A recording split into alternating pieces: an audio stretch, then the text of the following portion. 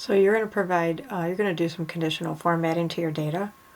So you're going to highlight from cell D2 all the way to D20. And then you're going to click on this little icon up here. That's conditional formatting. And you're going to do a new rule. And you are going to, right here, highlight the cells with the cell value. Greater than or equal to 85. So greater than or equal to 85.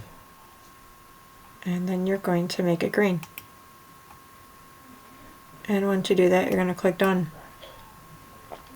And then you can keep your data highlighted right here, or you could re-highlight it again, however you feel comfortable. You could just leave it right here if you want. And then you can put this little plus sign for a new rule. And you want the data now to cell value. And you want it to be between. So 65 and 84. And I can't remember the color. Blue. Okay.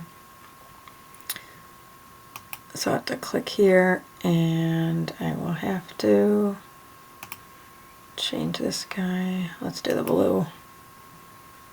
And let's do everything blue. Why not? And then click done. Okay. So then the next one is, oh, I apologize. I put the same one in here twice. Okay.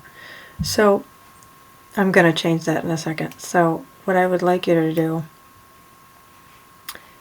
is, let me just, all right, sorry about that. You're going to highlight your data, and you're going to go and do a new rule. And now it's going to be less than or equal to, and then 64. And this will now be the color red. And then you're going to click done.